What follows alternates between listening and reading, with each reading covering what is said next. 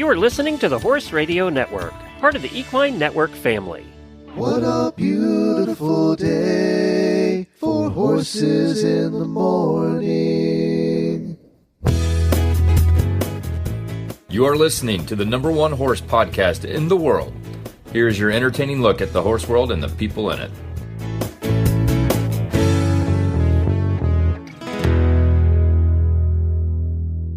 I'm Ashley Winch in Albuquerque, New Mexico. And I am Allison Renborg in Murfreesboro, Tennessee, and you're listening to the monthly Equine Affaire episode of Horses in the Morning on the Horse Radio Network for May 16th. This episode is brought to you by Equine Affaire. Good morning, Horse World. It's the third Thursday of the month. That means it's time for the Equine Affaire episode, North America's premier equine expo and equestrian gathering. Well, it's the A+ squad back together again. I'm here with Ashley today. Yay! Yay! We love you, Glenn, but we also love hanging out, so we don't really miss you. Yeah. Poor Glenn. Oh, poor Glenn. Yeah, right. Yeah, no, he has all the fun. We have fun too, Glenn. See? Oh my gosh, he's going to be so mad when he listens to how great this episode is because we have really fun guests today. We absolutely do. And I knew the minute I booked the second guest today that he was going to be mad at me because I was going to do it with Ashley, but he'll just get the pleasure of listening to it now. And it's incredible. Sometimes, I have to wonder, Glenn, he makes all these shows, runs Horse Radio Network. He has to enjoy just sitting back and eating popcorn sometimes, He's got to. Absolutely. Yeah. He eats popcorn, right? Who knows? Anyway, I do know that you and Glenn got to catch up at Equine Affaire in Ohio. I sadly missed out on this one, but I have all of my evil plans in work for coming to next year's Ohio Equine Affaire. Absolutely. And I know that Glenn, he had the best time.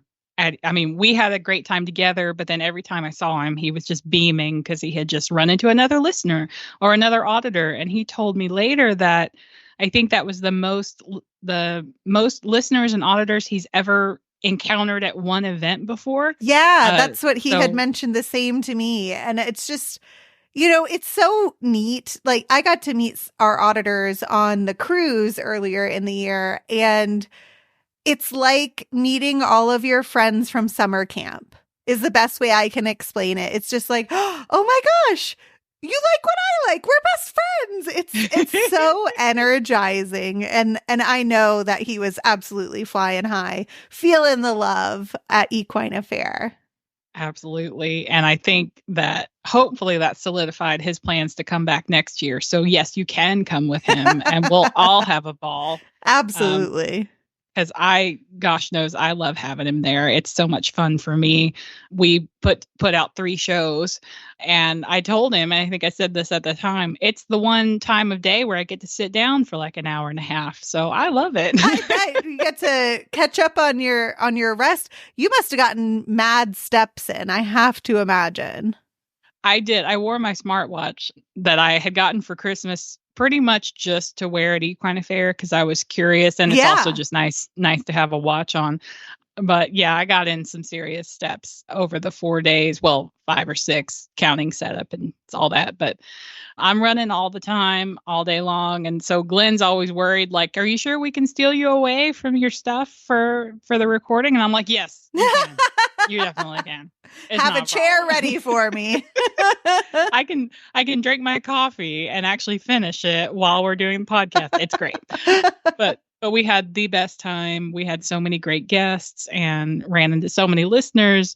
And it always cracked me up. I was standing in the front of his booth at one point, and he had ducked behind the curtain to look at electric. And someone came up and they were looking for Glenn. And I said, yeah, he's right here. And she said, oh, is that him? And she's like pointing at his back. And I'm going, yeah, that's him. Don't look for the man behind the curtain. I felt like a celebrity's assistant. Like, yeah, Glenn, he's just right here. He'll be right back. I felt the same thing when we were at a conference in January. It was hysterical because when he would take his cowboy hat off, it was like he was in incognito mode. Nobody recognized him. Yeah, incognito. Okay, so we've got Glenn, and then we've got Glenn Incognito. That's right. We need some kind of name for when he isn't in the cowboy hat for his alter personality. So there's Glenn, and then there's Lynn. Oh, I like it. Yeah, undercover. Undercover. Yeah.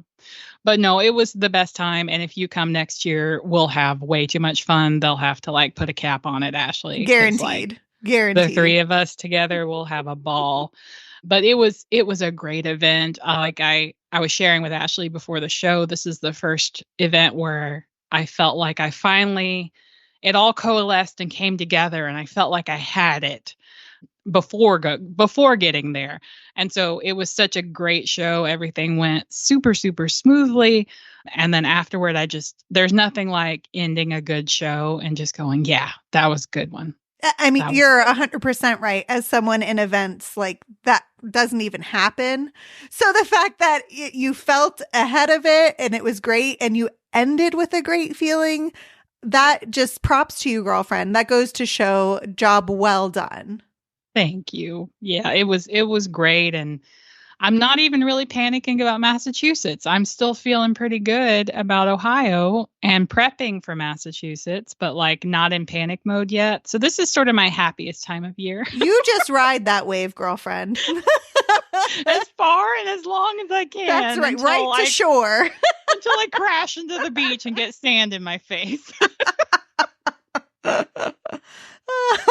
That's what it feels like. But yeah, so we had so many great highlights. You guys who were listening or who were there, but we had these amazing stagecoach rides with John May of May Farm Activities. If you got to ride the stagecoach, I got to ride it. I didn't think I was going to get to. So Ashley, we had this amazing old-fashioned stagecoach there, and it was pulled by two gigantic Percherons and driven by John May. And you could, for an extra little fee, ride around the Ohio Expo Center in the stagecoach. I mean, take my money. Are you kidding me? I was in it, and I was just like, I wish I could get married again. I was going to, did you practice your Queen of England wave? Like, oh, hello. It was big enough for a wedding dress too, though. So but yes, you do your wave when you wear your big dress and your crown and you step out. It was the best. What better way to get around an expo? I mean, I think John May needs to go to every expo. This is a great idea. I loved it. And I didn't think I was going to get to do it. My husband was there and he was doing video for me, and we had talked like maybe we can steal like 5 minutes and go on a stagecoach ride together, which of course, yeah, right. Like we barely have 5 minutes to eat together. And then I think Sunday afternoon, Coagi texted me and said, "Hey, the staff are getting to go on a stagecoach ride. Are you in the middle of something?" And I'm like, "Nope." And we ran and we got to ride in the stagecoach. I mean, that's your boss telling you. You have that's work at that point. It was part of my job. You can't say no. Had to do it. Yeah, we're grateful to you, Allison, that you're out there working hard for us. We love to see it. I will share this. So Lori Helsel, who is she wears more hats than I do, but she's our business manager, I guess is her biggest hat.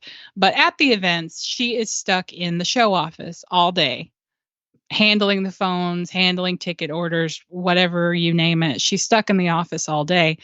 So she got to go on the stagecoach ride, which I was thrilled. But not only that, she got to ride on top of it with the driver.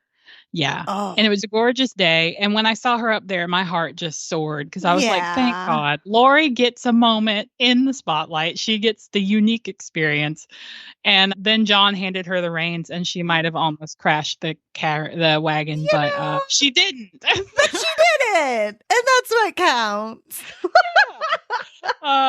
And I wasn't riding in it when that happened, thank goodness. So I was like, that's hilarious. As someone on the ground, not at risk of death. How funny. Exactly. How funny. No, but she was in good hands the whole time. But so that was a huge highlight. We had the Great Equestrian Fitness Challenge. That was hilarious and a great highlight. That made me sweaty. I watched the coverage, and as a 30-week pregnant gal, I was just like, oh, hello, no. No, it's a workout. It's hardcore. It's hardcore. It's a workout. Yeah. I don't think maybe in my heyday, back when I was doing barn chores twice a day and full farm girl, but like I have been in an office job way too long to try to do that kind of thing now. And I miss it. Although I do have great arm muscles, and you need to get ready for this, Ashley. My child is in the 99th percentile for height and weight. And she has been her whole life. So she's at 2.5, she looks 5, and she's very tall. And so I've got great arm muscles from hauling a 40-pound 2-year-old around. I mean, that's just like a hay bale, really. Yeah. She's just 10 pounds shy of a feed bag. There you go. Although she's getting so long that like when I'm picking her up to put her in something, I'm like, okay, pull your legs up because I'm just not that tall. Oh, and then of course, Cowtown. So what do you know about Cowtown? I knew that you had a clinician, I believe, in there, and he was showing or teaching people how to work cows. Is that close to the vibe? Yes. So we had 2 full days of that with multiple clinicians. Oh, how fun. And we had cows on site. And so we had Steve Lantvit and Ken McNabb and Larry Keith and a few others out there teaching everybody to work with cows. It got a little Western at times, you know. It can when you have, 2 animals of different species with 2 different brains. Yeah. Well, 3 animals with 3 different brains when you count the rider. That's true. I wasn't even including my brain. But Cowtown went great. It just, I'm still smiling, and it's been almost a month. So it was a great show. And I just want to thank everybody who came and who supported us, and save the date for this fall and for next year, because it's going to just keep getting better from here on out. Well, and another one of the highlights at Equine Affaire in Ohio this spring was the Adoption Affaire. The ASPCA hosted its annual Adoption Affaire event for 32 horses from 8 ASPCA Right Horse adoption partner organizations, as well as from the Equine Transition and Adoption Center. And I'm thrilled to share that 28 of those horses were adopted at the show, and the remaining 4 horses have adoptions pending. Cailin Caldwell is the director of the ASPCA Right Horse program.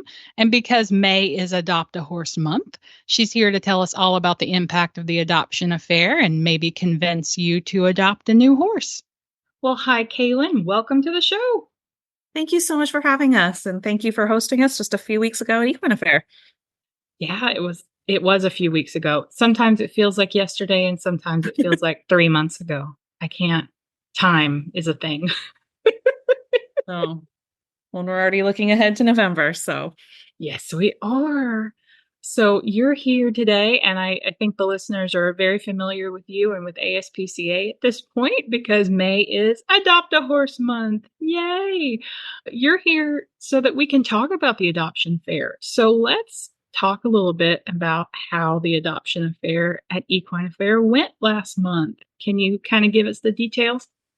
It was a fantastic week. This is the 4th time we've hosted an adoption affair at Equine Affaire, and it's just such an incredible audience of horse lovers, horse owners, and enthusiasts that come together for this really magical event. So this year we had 9 different partner organizations bring 32 horses, and this year was really unique in the fact that people were coming to the adoption affair on the first day, ready to meet the horses.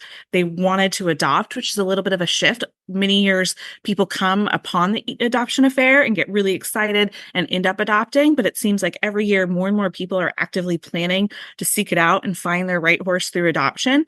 So we had an incredible day of adoptions on Thursday. Some really special horses found homes, including a couple senior ponies. We had some just really incredible riding horses, fine homes. And it was just overall a really high note to kick off the adoption affair.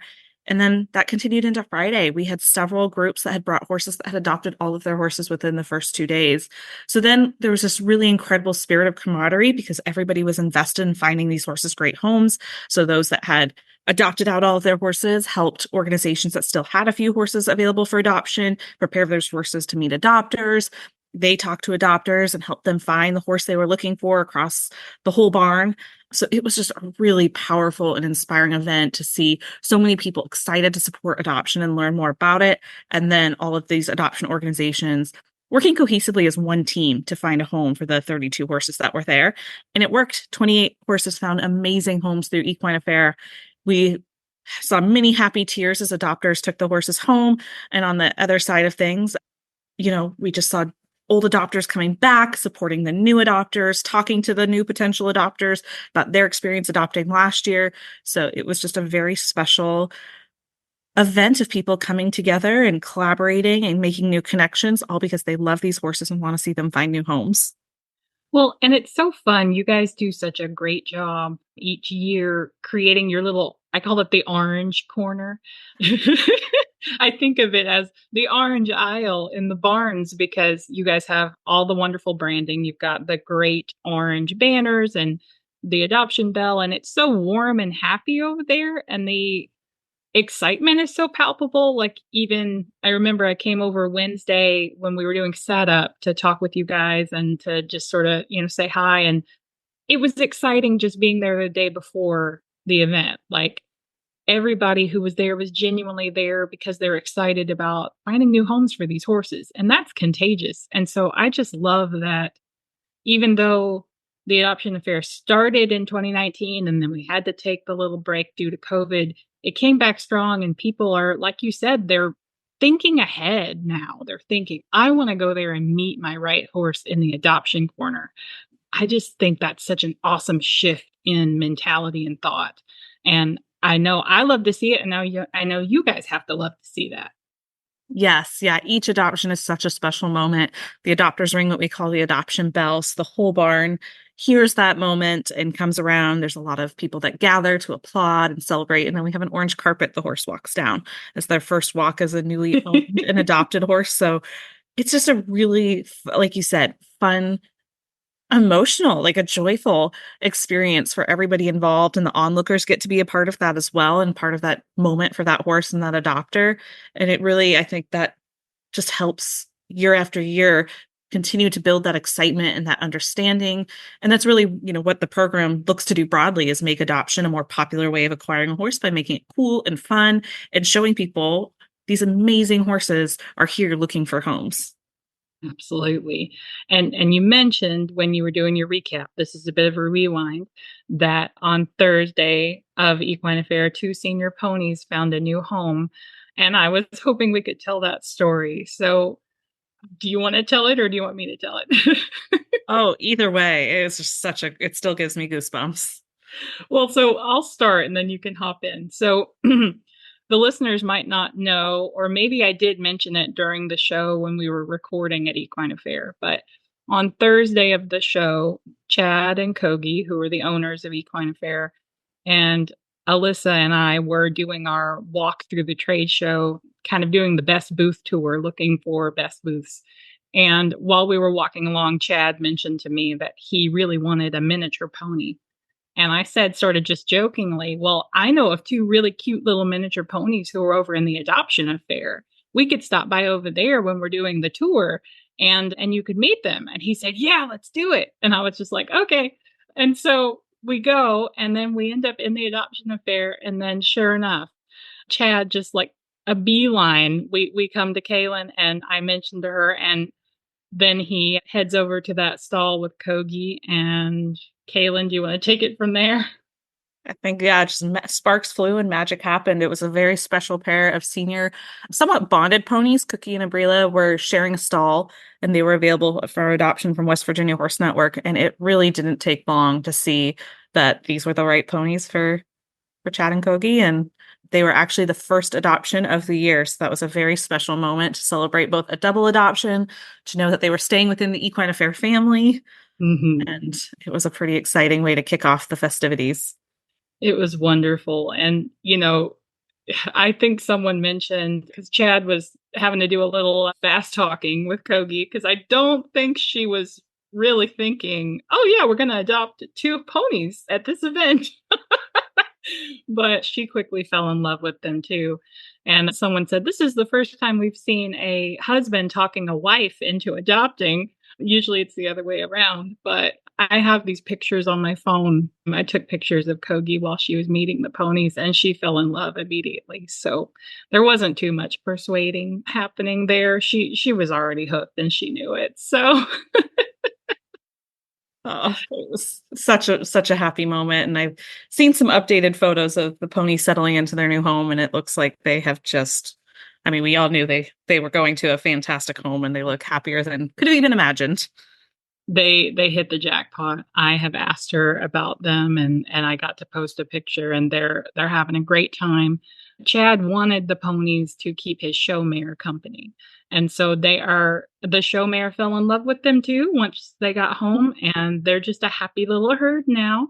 So he's got his show mare and the 2 little senior ponies. And I think it's, a happily ever after love story, which is what you want. So. Oh my gosh, that's so wonderful. It is. I'm looking forward to just occasionally saying, send me more pictures like through the year, and we'll just keep posting about them on socials, because I get a kick out of it. Like, I was there for that love story starting, and I unintentionally, I think, kickstarted it by saying, well, I know of some ponies that need a home, Chad, if you really want a pony. And he's like, I do. We can give you all the credit, very deservedly, for making a happy match happen. So, and I think it's so cool that the first adoption just happened to be, because those ponies were 28 and 27. Is that right? It is, yes. You know, it was really interesting this year. We had some older ponies. We had a few older horses, and those were the horses and ponies that were adopted first.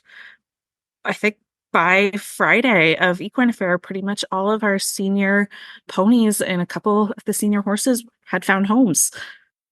I love that. Is pretty powerful. It really is. We know with dogs and cats, for example, that the shelters and rescue sanctuaries are full of senior dogs and cats. It's why that whenever I adopt a dog or cat, I purposely look for the adults or the seniors, because I feel for them and I want to give them sort of that soft landing. Do you think that more people are thinking that way for horses now? What do you think is the shift towards, let's adopt the senior horses? I think there was a lot of people who made emotional connections with those horses really early on.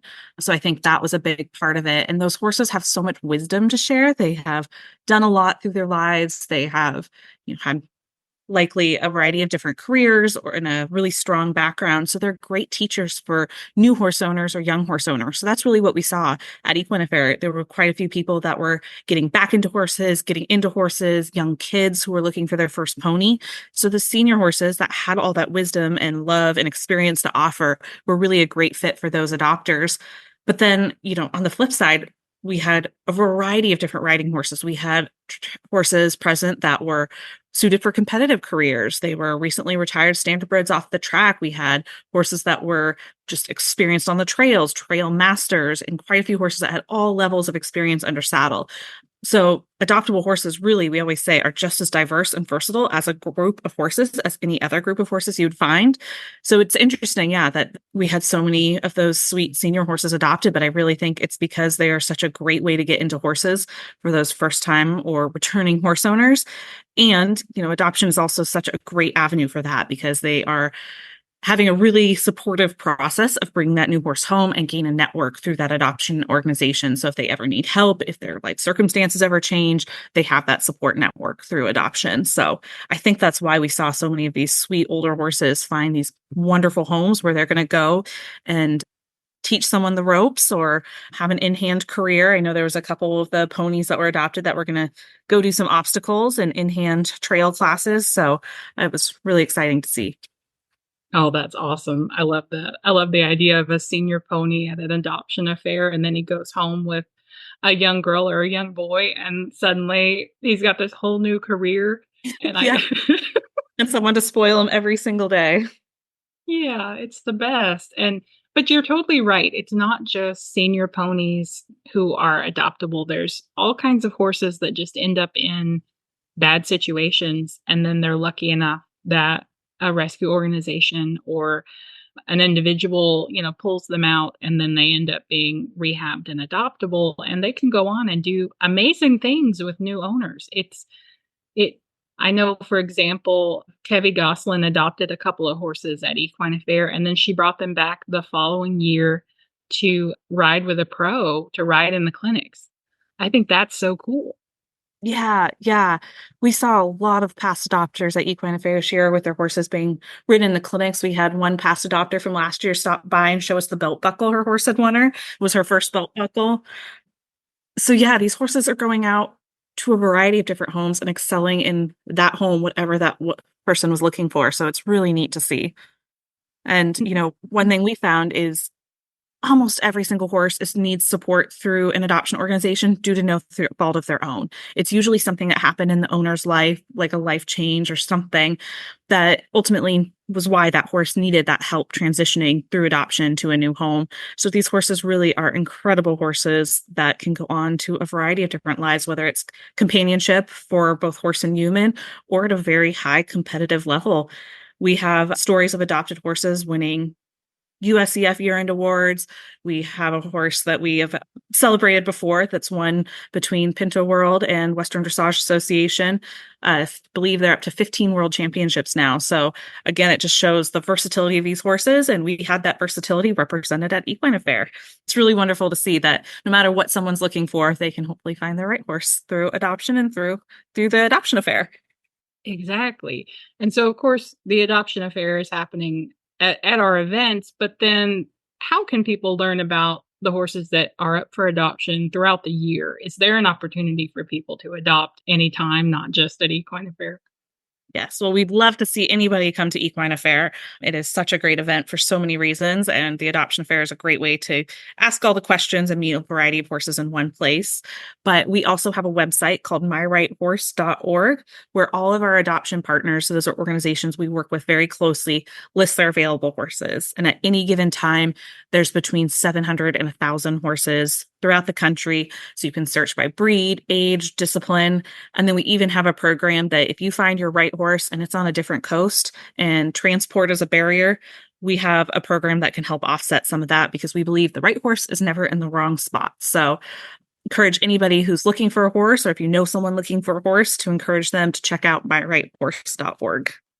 That's perfect. And then the idea of the transport really touches on what you were saying before, is that when you adopt, you're getting that community network of support. You're not all by yourself.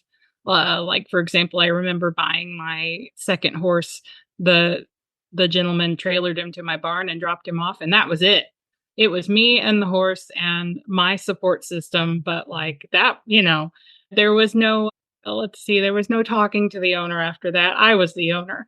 And so you're saying that when people adopt, though, they have sort of that community network of support where they can go, hey, I'm having trouble, or can I ask you a question?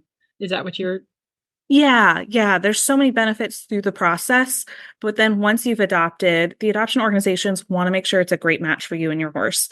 And so if you ever do have questions, they will always be there. If it doesn't end up working out or you need some support, they're also there for that too, because they understand life circumstances change and just want to make sure that both you and the horse have a great experience, or donkey or mule, whoever you ended up adopting. So yes, that support lasts for the horse's lifetime. And hopefully the adopter gains this great network of like-minded, passionate horse people that they can connect with as well. I think that's such a great added benefit, and one that I hadn't really thought about, but I think it's so key that you want to make sure it stays successful. Mm-hmm. Sometimes things don't work out. I remember when I adopted my last dog, I already had a cat in the house. And I said, hey, I really want this dog and I want it to work and I want to give her a good home, but I do have a cat and I have to think about his welfare too. And they were like, yes, you can bring the dog back if you need to. Well, fortunately, I didn't have to do that. The dog and the cat got along great. But, it's helpful to know that there is a safety net and someone to talk to if you're having trouble. So I just love it, and I love what you guys are doing. And happy Adopt a Horse Month.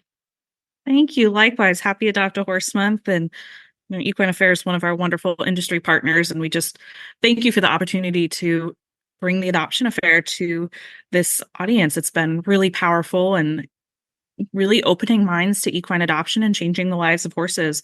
We've had multiple stories of people who've been to Equine Affaire and then adopt 6 months later, which is likewise fantastic to see the ripple effect of this event and how it's really helping horses throughout the year across the country. Oh, that's incredible. I love that. Absolutely. It's a long-reaching impact. Yes. Thank you. Thanks for coming on. Thank you for everything that you do. And yeah, everybody go check out myrightsHorse.org and see if your new best friend might be waiting for you somewhere. Did you attend Equine Affaire in Ohio?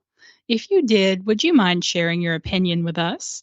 We have a post-event survey available on our website where you can give your opinions, tell us the features you enjoyed or didn't enjoy, and make recommendations for future events. If you fill it out before May 31st, you'll be entered to win either a pair of tickets to Equine Affaire in Ohio for 2025 or a pair of tickets to Fantasia in 2025. We've got 5 pairs of tickets available for each, so that is 10 chances to win, and all you have to do is fill out a little post-event survey. So we'll put the link in the show notes, and it's also available at equineaffaire.com. Johnathan Squibbs owns Valley View Farm in Orwell, Ohio, where he runs the Big Red Shed produce stand along with his wife, Kelsey. They sell produce and locally sourced items, and they also have a miniature petting zoo, which is the cutest thing ever. John brought a miniature horse hitch to Fantasia this spring in a double act with the Whispery Pines Percherons, and they basically blew the roof off the Ohio Expo Center. So we're excited to have John with us on the show to talk about the minis. Well, hi, Johnathan. Welcome to our show. Hi, how are you guys? We are doing great. And tell us where you're calling from today. So I'm at our farm in Orwell, Ohio, where we raise miniature horses, miniature cattle, sheep, and grow produce, and also do some hay. And you've also got chickens, right? Yep, got all kinds of chickens. How do you get anything done with everything being so cute? Next to impossible some days. We have a 2-week-old filly right now, so it's even harder to get stuff done. No kidding. And that's where we all wish this was a video podcast so we could see the pony. Yep. And you also have an adorable little daughter. I saw pictures of her. Yep. Her name's Raylan. She's 2 years old and 4 months. So wow. She's growing like a weed, and she loves riding the ponies and everything else. We take her on rides all the time, just walking her around. Oh, so your farm's name is Valley View Farm, right? Yep, that's correct. And so was this a family farm, or did you get in? Tell us how you came to own an incredible farm full of miniature animals. It actually all started with my grandpa. We've had horses since before I could ever remember. So I've had horses on and off, and he started with Belgians. We went down to Halflingers. So we had Halflingers until I was probably 2nd or 3rd grade. As he did get older, he wanted. At that point, I was just starting to get into it, and he was just kind of trying to get out of it. In between both of us, we had probably 25 or 30. We would breed, and basically just him and I would play around training them. The first team that I ever broke, I was going into 5th grade, and I broke him with a Baylor twine harness, and I just fell in love with it. So then I just kept building and building. I always told him I'm going to have a 6-horse hitch. He said, no, you're going to lose interest. He said, you're going to find girls and you're just going to move on. I said, okay, we'll see. So him and I built the first 6 I had together, and they were actually all mismatched. Some were white, some were red, some were paints. And then as we were going, we started to finally fall everything into black. And that's kind of the color I've stuck with and found that I really like. And so we did Fantasia in 2017, I believe. That was the first show that we had ever put together with an all black 6. So him and I finally put it all together for that. And so you've always driven miniature ponies? Yep. So I've always driven miniature horses, but as the passion, everybody likes draft horses. So one of the neighbors up the road saw that I had the minis and I was just playing around and having fun with them. He stopped in, he had percherons, and he said, "Do you want to come help me?" I said, "Sure." So went over there, started showing perchins. And then that's actually what my day job is I work at, it's called Lake Metro Parks Farm Park. And I'm in charge of the draft horse program there. So I get to work with horses all day and all night. So that's the coolest job ever. Yeah. I mean, so basically what we do is just educate people on what agriculture is. It's not just strictly horses. It's a little bit of everything. So that's your day job, but then you also have your farm, which is your nights, weekends, anytime they need you job, right? Every single day of the week. Every single day. But there's days it's hard to get things done, but somehow we always find a way to do it. So that's amazing. So okay. So I just have to recap a little bit. Your grandpa started with the horses. He told you, you're going to lose interest as soon as you find girls. You didn't lose interest. You're now married, I see, to a wonderful woman who seems to love all the animals as much as you do. Yep. And now you're living your dream life. Did I get that right? Pretty much. I can't say there's a day that I go by that I'm not happy for the life I live. Oh, that's incredible. I love it. And so, okay, so you've got your matched set of 6 miniature black horses that pull your adorable little wagon. Tell us about the wagon. Where did the wagon come from? Did you guys build it? Yeah. So the wagon we made in like 2015. I had this harebrained idea that we're going to build a wagon because why not? And so I drew out all the blueprints, and my dad and I more or less put it together, and my grandpa helped us with that also. But it was a very hard thing to do because you can't just look up blueprints. You can't just go somewhere else and measure it. Like everything you have to measure down and actually set it to the horse's size as well. I'm 6'2", so I want it to be comfortable for me also.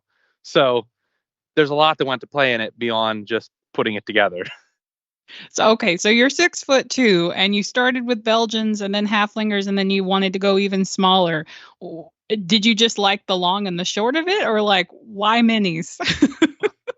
Honestly, because that's what my grandpa had when I was at the age where I could finally start doing stuff on my own.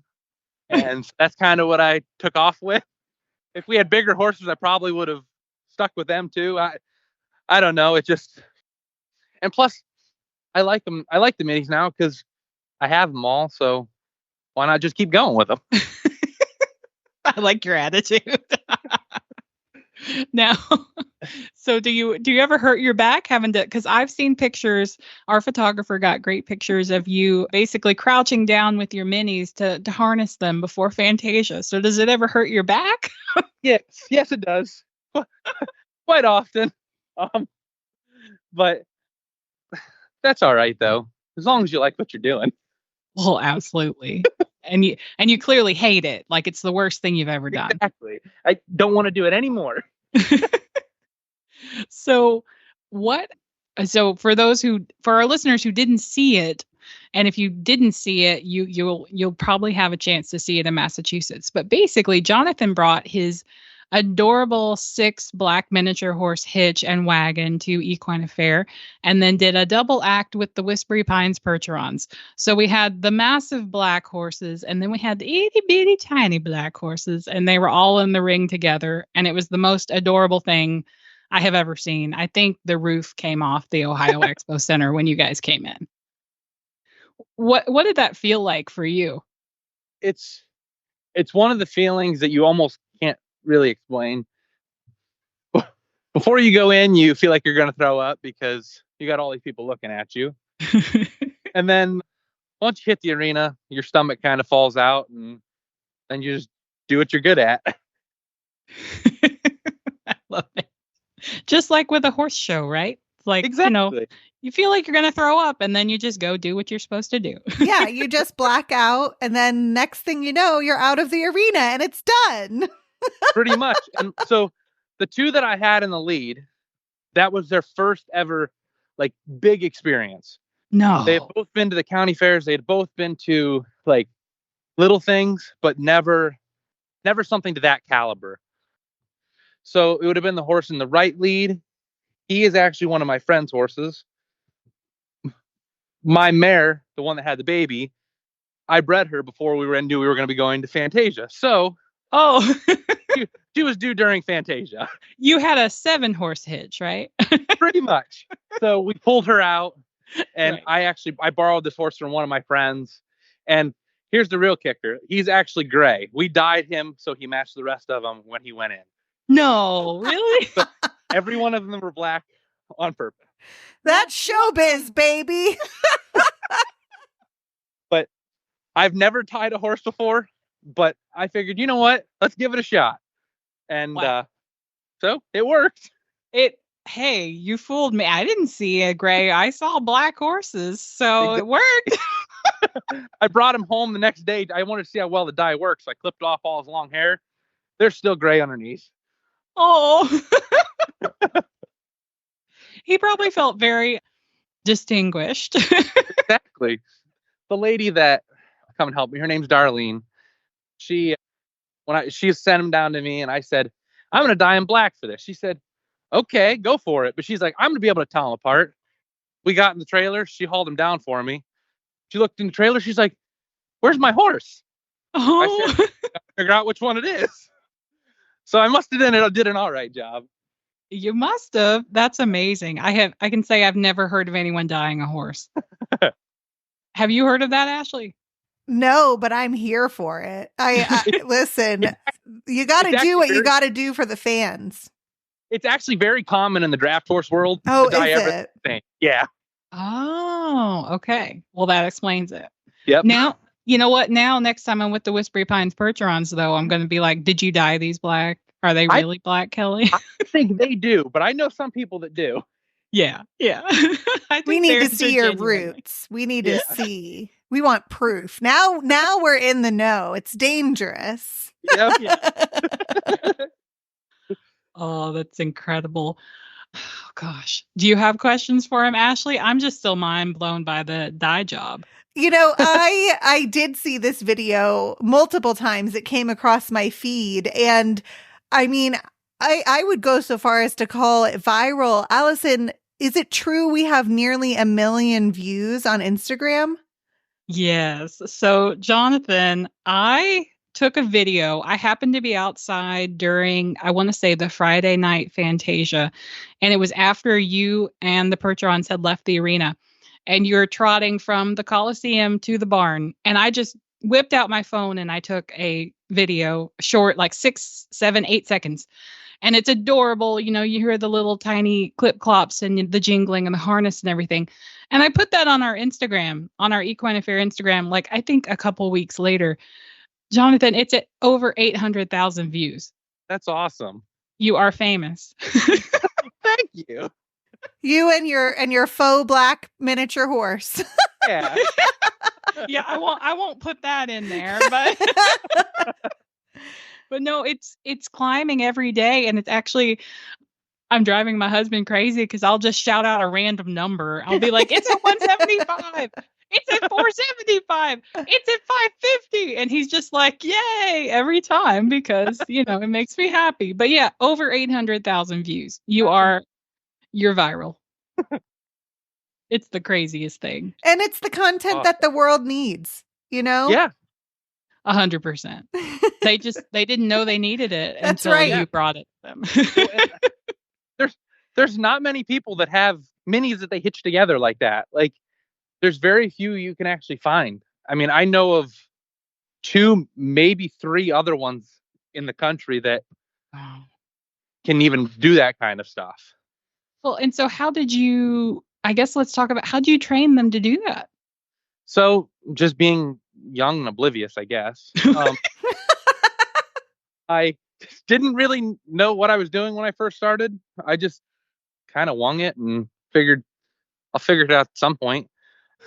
So I more or less, all of them were basically 2-year-olds when I got them. None of them pretty much untouched in a way, broke the lead. That's about it. And started putting them together. And I think I've piled them up more than I could tell you I went straight. But then actually, so Sam Rettinger from Whispery Pine Perchins only lives short, like just north of us a little ways.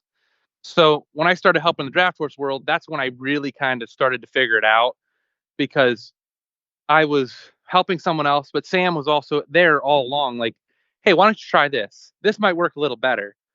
And at that point, I would have been like 14, 15.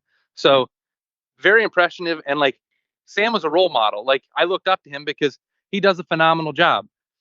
So I took and just some of the stuff he did and started implementing it and basically made my own, and kind of learned from books and reading and watching videos, going to horse sales, just trying to figure it out because I didn't know no better.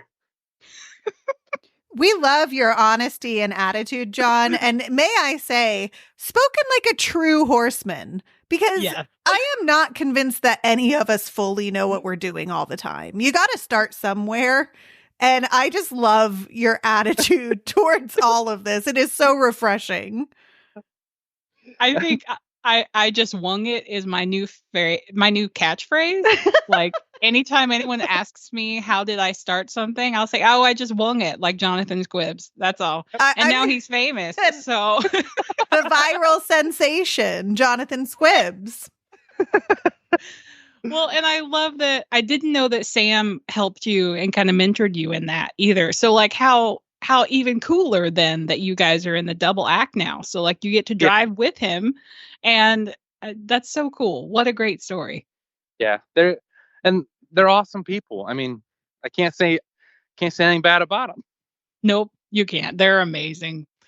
All right. Well, so John, how can people learn more about your farm or come visit your farm? Because you've got a produce stand and a miniature petting zoo. And so like you have people out there, right? Yeah. Yep. So you can follow us on Facebook. It's at Valley View Farm, Orwell. Basically, like this time of year, a lot of the stuff is produce based just because that's where we get all the money to do all the extra stuff. So yes. We focus on that this time of year. In the fall, we do open up the farm, and we sell pumpkins and everything like that. We have just a small fun day for people to come out and visit everything. We give wagon rides with the horses and just kind of try to make it a fun day for everybody. And like, if anybody ever wants to stop in or come see us, you can my phone number's on our Facebook page, also our email. You can email us and set something up, and we'd be more than willing to have anybody come out and take a look and walk around and even teach some people some stuff if they want. And then you don't have to rely on winging it. You can learn from John Squibbs. Yes, exactly. He wung it, so you don't have to. Oh my gosh, we need a shirt. The greatest slogan ever. We need merchandise ASAP. Oh yes, you can start selling that in the produce stand too. Yeah. All right. Well, thank you so much for Johnathan. And we will definitely link to Valley View Farm on Facebook in our show notes. And people can hopefully come out and check out your ponies and buy some produce. And now I'm trying to plan a trip to Orwell for the fall so I can buy pumpkins there, because that sounds incredible. So thanks so much. If you missed Equine Affaire in Ohio, or you're closer to the Northeast than the Midwest, we recommend saving the date for Equine Affaire in Massachusetts. We'll be at Eastern States Exposition in West Springfield, Massachusetts on November 7th to 10th, 2024, with everything you love, plus some new surprises that we've got cooking up at the office. Tickets go on sale July 10th, but go ahead and mark your calendars. Plus, a little horse told me that John and his hitch of miniature horses will be joining us in Massachusetts too. So, if you want to see the cutest thing ever, you gotta join us in Massachusetts. You can learn more about Equine Affaire at our website, equineaffaire.com, our Facebook page, or on our YouTube channel. You can follow Horses in the Morning on Facebook too. Just search Horses in the Morning.